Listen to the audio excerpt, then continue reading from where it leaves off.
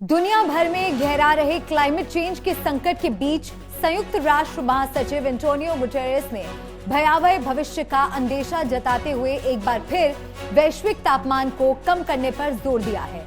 हाल ही में बाढ़ग्रस्त पाकिस्तान का दौरा कर लौटे गुटेरेस ने अगले हफ्ते से शुरू हो रही संयुक्त राष्ट्र महासभा की उच्च स्तरीय बैठक से पहले बुधवार को न्यूज कॉन्फ्रेंस को संबोधित करते हुए कहा कि वैश्विक नेताओं को मेरा साफ संदेश यही है कि हमें तापमान को कम करना है ताकि इस दुनिया को बचाया जा सके। नमस्कार, आपके साथ मैं हूं मलिका मल्होत्रा। आज तक डिजिटल पर आपका स्वागत है। गुटेरेस ने कहा कि मैंने पाकिस्तान में भविष्य की झलक देखी है।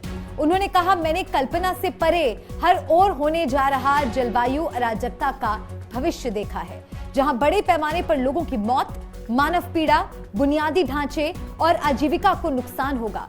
गुटेरेस ने कहा, पाकिस्तान में जो हो रहा है वो जलवायु संकट के प्रति विश्व की नाकामी को दर्शाता है, जिसकी वजह धोखा और अन्याय है।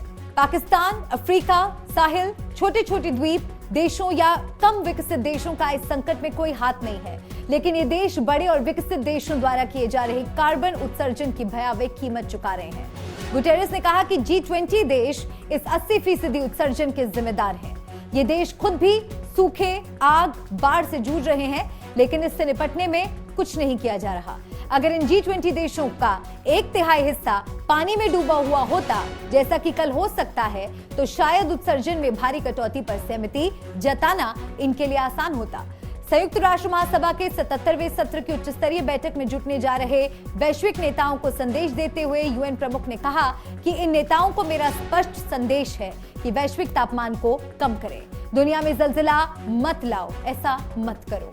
आपको बता दें, यूएनजीए की ये उच्च स्तरीय बैठक ऐसे समय में हो रही है जहां एक तरफ यूक्रेन संकट गहराया हुआ है तो दूसरी तरफ पाकिस्तान भयावह बाढ़ से जूझ रहा है। इस बीच गुटेरेस ने कहा कि शीत युद्ध के बाद से जियो स्ट्रेटेजिक विभाजन सबसे ज्यादा अब हुआ है। ये हमारे सामने मौजूद इन चुनौतियों से निपटने की गतिविधियां को बना रही है। हमारी दुनिया युद्ध से घिरी हुई है, जलवायु चौपट है, हर जगह नफरत फैली हुई है, हम गरीबी, भूख और असमानता से त्रस्त हैं। उन्होंने कहा कि यूक्रेन में युद्ध विनाशकारी है और वैश्विक अर्थव्यवस्था को नीचे खींच रहा है।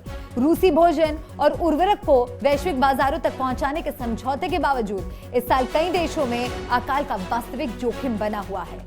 बहरहाल, हमारे इस वीडियो को लेकर आपकी क्या राय है, कमेंट सेक्शन में हमें लिखकर जरूर बताएं। साथ ही देश और दुनिया की तमाम बड़ी खबरों के लिए सब्सक्राइब करें आज तक।